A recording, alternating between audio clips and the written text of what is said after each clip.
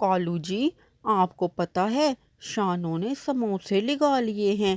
میں تو اس سے بہت تنگ ہوں، ہر برسات میں کچھ نہ کچھ نیا لگا لیتی ہے۔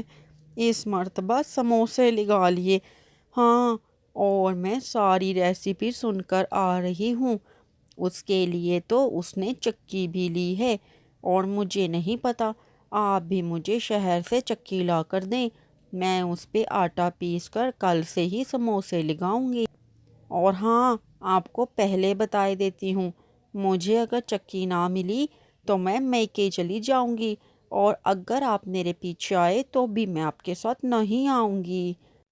ارے گوری، تم ہمیشہ شانوں کی دیکھا دیکھی کام کرتی ہو، اور پھر بعد میں مجھے بھی اپنے ساتھ مار پڑواتی ہو۔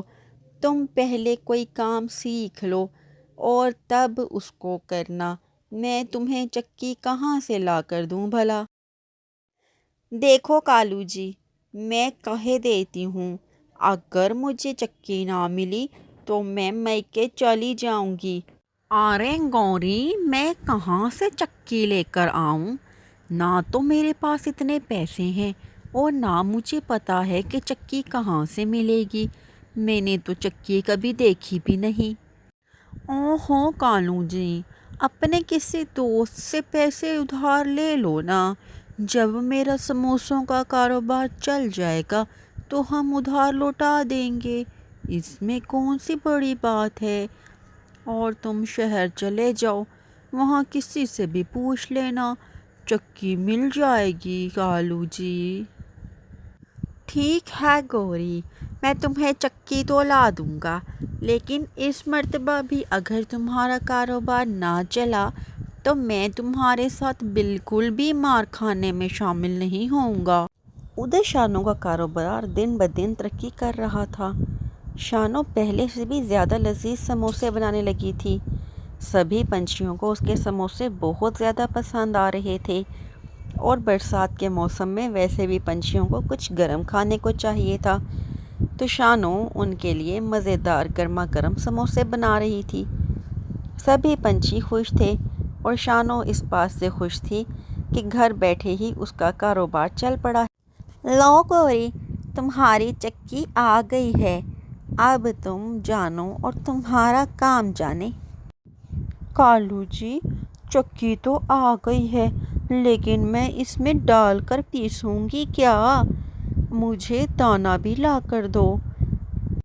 بس گوری، میرے میں اب اتنی ہمت نہیں ہے کہ میں اب تمہیں دانا بھی لا کر دوں۔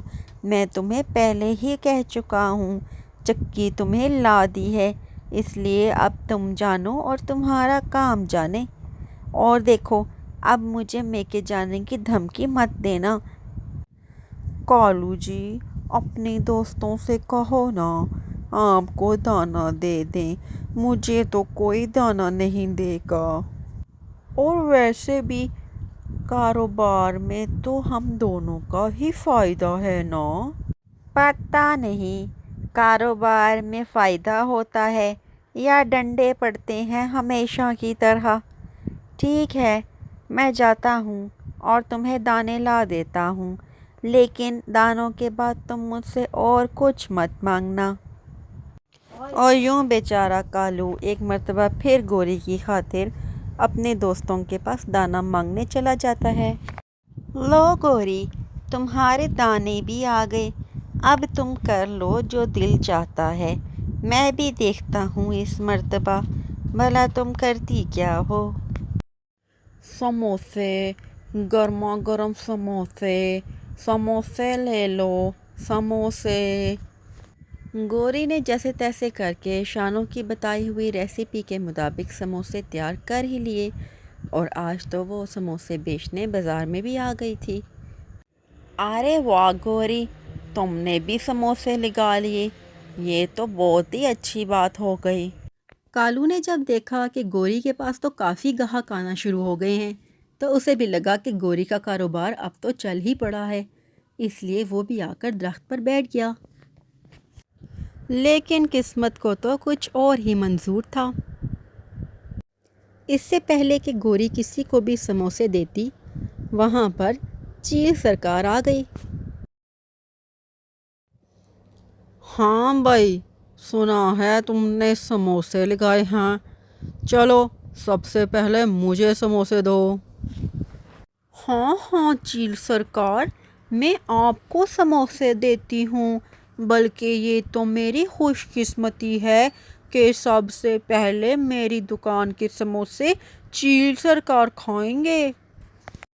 یہ لیں گرما گرم سموسے، ایسے خستہ مزیدار اور گرما گرم سموسے چیل سرکار آپ نے پہلے کبھی نہیں کھائے ہوں گے۔